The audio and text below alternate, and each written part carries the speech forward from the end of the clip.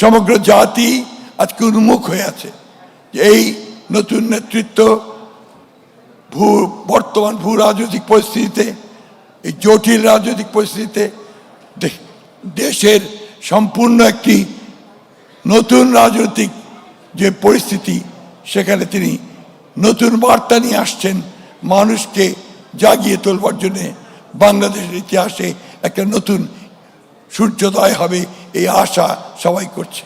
আমার কণ্ঠ শুনেই আপনারা নিশ্চয়ই বুঝতে পারছেন যে আমরা সবাই নির্বাচনে আছি, এবং এই কণ্ঠই আমরা বিগত 15 বছরগুলো ধরে সোচ্চার ছিলাম, এবং যার ফলে আজকে অনেক ত্যাগের বিনিময়ে, রক্তপাতের বিনিময়ে আমরা একটা একেবারে নিরপেক্ষ, অবাধ, সুষ্ঠু, গ্রহণযোগ্য নির্বাচন পেতে চলেছি।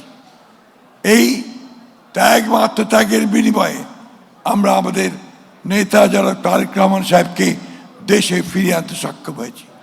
এবং এই দুঃখের সঙ্গে আমি আবার শ্রদ্ধার সঙ্গে স্মরণ করতে চাই আমাদের নেত্রী, দেশের নেত্রী, গণতন্ত্রের মাতা, যিনি দীর্ঘ তার সারাটা জীবন ধরে গণতন্ত্রের জন্য সংগ্রাম করেছেন, আমাদের সেই মহিয়সী নেত্রী, দেশীয় নেত্রী বেগম খালেদা জিয়াকে।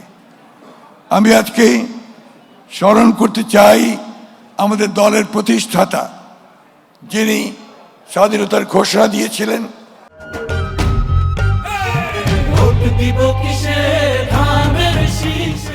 বাংলাদেশে সত্যিকার অর্থে একটা উদার গণতান্ত্রিক রাজনৈতিক দল সৃষ্টির জন্য তিনি সকল গণতান্ত্রিক দলগুলোকে, মানুষগুলোকে, শক্তিগুলোকে একত্রিত করেছিলেন। আজকে সেই দলের এক নতুন ইতিহাস, এক নতুন অধ্যায়। আজকে আমাদের নতুন নেতৃত্ব, তরুণ নেতৃত্ব, সৃজনশীল নেতৃত্ব জনাব তারেক রহমান, তিনি আজকে আসন্ন নির্বাচনে বাংলাদেশ জাতীয়তাবাদী দলের যে নির্বাচনী ইশতেহার, সেই নির্বাচনী ইশতেহার তিনি আপনাদের সামনে উপস্থাপন করবেন। সমগ্র জাতি আজকে উন্মুখ হয়ে আছে। এই নতুন নেতৃত্ব বর্তমান ভূ রাজনৈতিক পরিস্থিতিতে, এই জটিল রাজনৈতিক পরিস্থিতিতে দেশের সম্পূর্ণ একটি নতুন রাজনৈতিক যে পরিস্থিতি, সেখানে তিনি নতুন বার্তা নিয়ে আসছেন। মানুষকে জাগিয়ে তোলবার জন্যে বাংলাদেশের ইতিহাসে একটা নতুন সূর্যোদয় হবে, এই আশা সবাই করছে। আমি আশা করব আমরা সবাই বাংলাদেশের মানুষকে আহ্বান জানাবো যে আসুন আমরা বাংলাদেশে আমাদের এই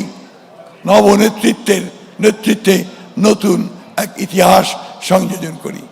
সকলকে আন্তরিকভাবে ধন্যবাদ এবং কৃতজ্ঞতা জানাচ্ছি আজকে এখানে কষ্ট করে আসার জন্যে, এবং আমি আমাদের নেতাকেও কৃতজ্ঞতা জানাচ্ছি যে আজকে তিনি আমাদের সামনে, জাতির সামনে তার চিন্তা ভাবনাগুলো তুলে ধরবেন, কিভাবে তিনি রাজনৈতিক এবং অর্থনীতিকে সামনের দিকে এগিয়ে যাবেন।